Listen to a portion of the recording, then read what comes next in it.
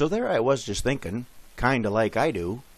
Then I began to wonder how the two of you became the two of you. Most are curious what happened to make a pair so absurd. As I looked into it, I found out that it can be explained simply with 2 words. I had to get the backstory and dig really, really deep on why such a smart gal would marry such a creep.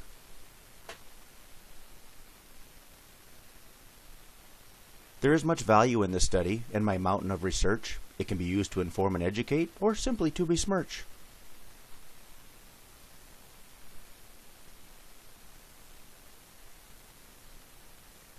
Now, Lon's motivation was easy. He was definitely marrying up. But when you look from Kim's point of view, you really wonder what's up. To marry Lon makes you question what was going on in Kim's head. She's normally the star pupil, but on this she was special ed.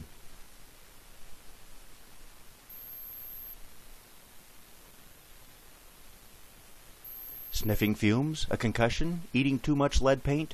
What clouded the good judgment of an otherwise wise saint?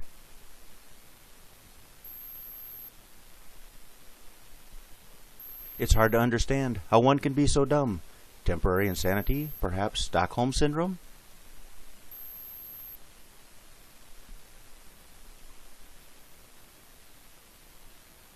Kim, it might be that you were young, that he had you in such derision. But moving forward in the next 25, you'll need to make better bad decisions.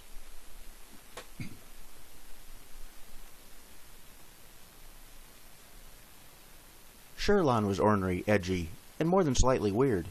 Didn't it concern you that as a baby, he could grow a beard?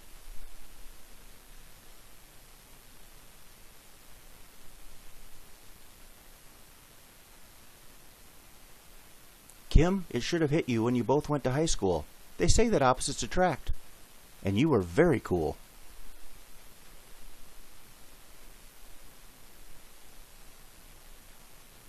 Instead of studying, Lon chased Kim. He cast his steamy gaze.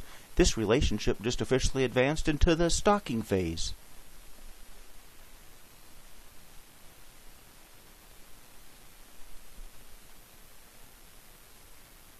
If she would only drink me in as I send out my vibe, no matter how much he tried, she simply wouldn't imbibe.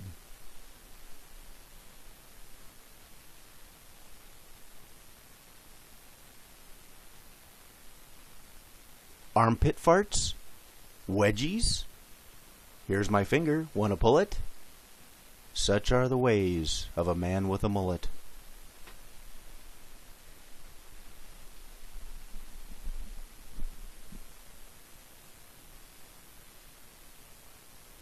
Maybe if I sing to her with my Elmer Fudd Yiddish Bronx woman accent. But I don't think it played out like he thought it would have went.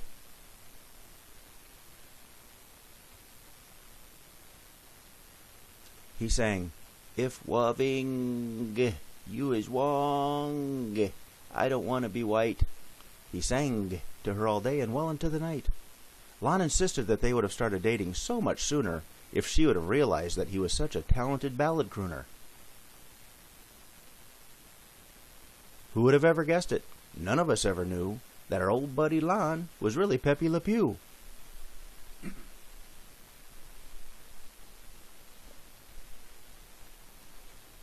Eventually he learned that his singing makes all who hear him wince, and nobody's ever heard him sing a song ever since. But then in study hall with Coach Hastings, Kim's resistance started to soften. Coach Al was always bragging on Lon. This happened quite often. "He's tough, he's scrappy, he'll cheat and bite, he'll never let you down. That Lon Isaacson's the toughest player ever if you measure pound for pound." He learned football well from the NFL's Hall of Fame. He was a fine young student and really upped his game. This football was just made for him. It got deep within his bones. He looked up to the great ones like Ed Too Tall Jones. He studied film, he watched and learned, and all began to see that he learned to set some sportsmanship from Bill Romanowski.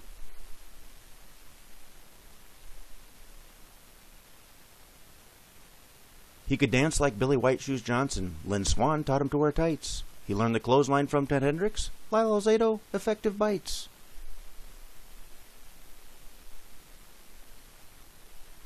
Maybe Lon deserved another look, but she'll just play hard to get. Kim will make it look like she's not interested, and make Lon work for it.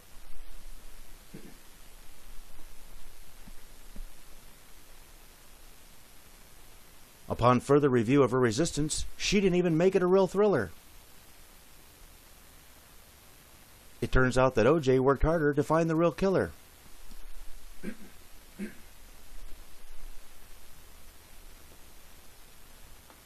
Could it be that Lon was the hunkiest Charles City Comet? I'm like the rest of you, desperately fighting the urge to vomit. On homecoming their senior year, upon defending Charles City's house, something in her clicked on, and she wanted to be his spouse.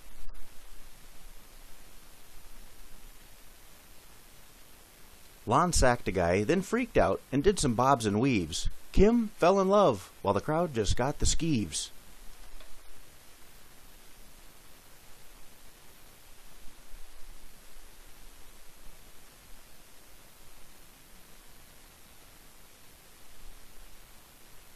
The football injury he got that night was not a typical situation. An opposing player clocked him for excessive celebration.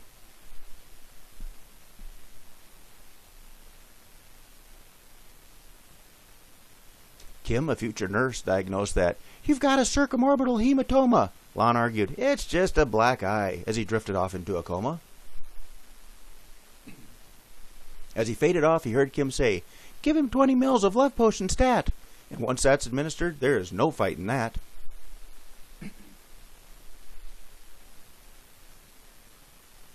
Lon was all groggy and grumpy when he started 2-Come-2.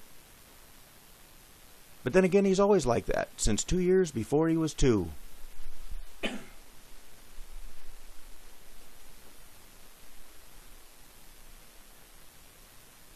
As a matter of fact, Marilyn says Lon has never been very happy-go-lucky, but rather he's been diagnosed as clinically, chronically colicky.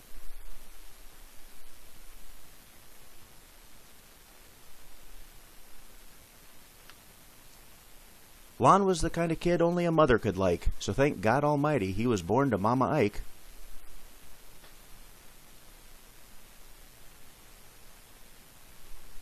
Marilyn says you can find good in anyone, she defensively admonished. I wasn't ready for how difficult this was. I was totally astonished.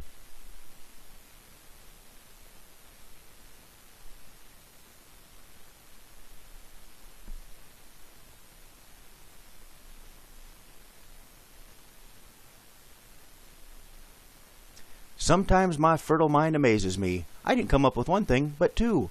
Marilyn was right. You can find good things when you really try hard to. I love water. It's good to drink and play and swim. So clearly I can appreciate roughly 72% of him.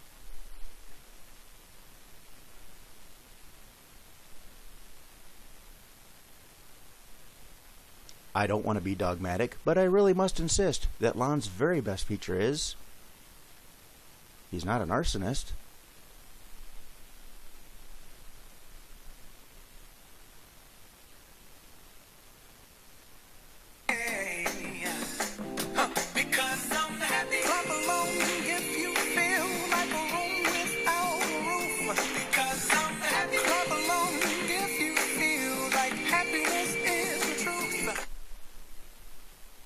Lon says happy and cheery are completely overrated. Lon prefers to identify as emotionally constipated.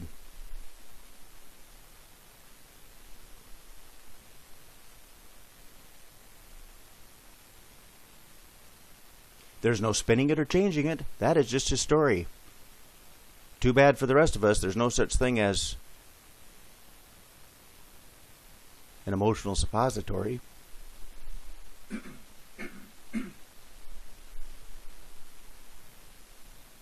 To spend time with Lon, research has shown, is only slightly more painful than passing a large kidney stone.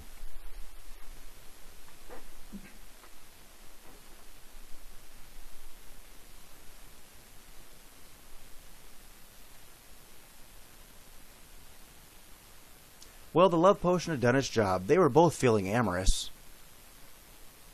Kim had taken some too.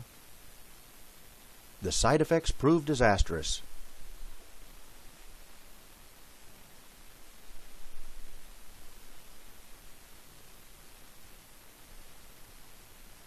For years, he said he was single because girls were all gross and scary. People, am I the only one who's ever heard of mono? Or amoebic dysentery?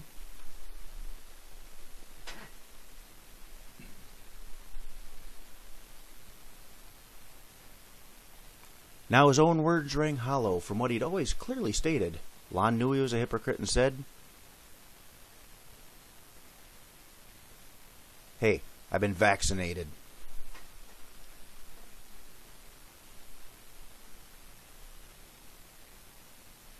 From there, things really progressed fast. They were really on the move. Like all other things Lon does, the proposal went super smooth.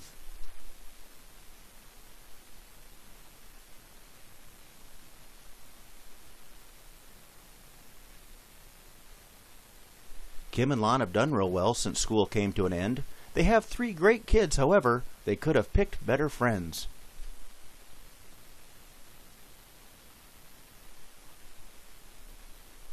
Compared to the rest of us, Lon comes off so smart, talented, and good, but I would argue that he's just the best bad house in a rotten neighborhood.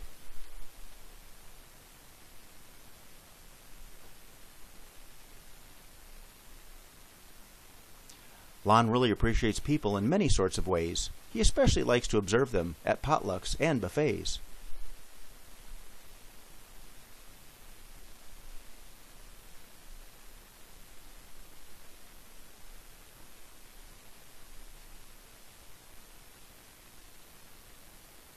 "25 years flash by. Lon wears many different hats. Father, carpenter, fireman, and marauding cats.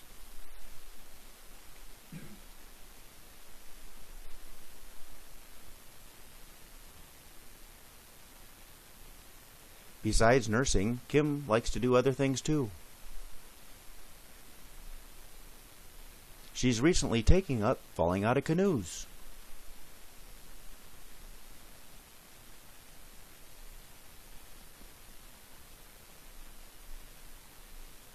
Well, I'll wrap up my research. There's so much more I could show. However, this is enough for now, but I did want to be thorough.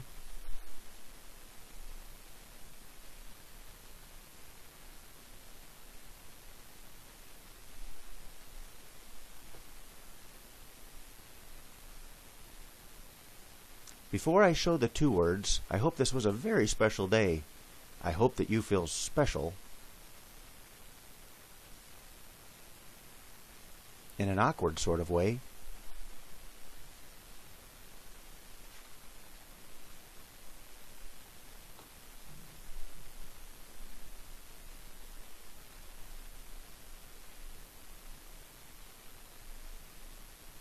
So was he witty and charming?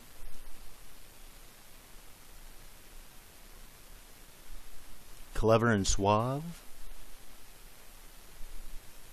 Or especially handy? Nope. What Kim saw in Lon was that he was eye candy.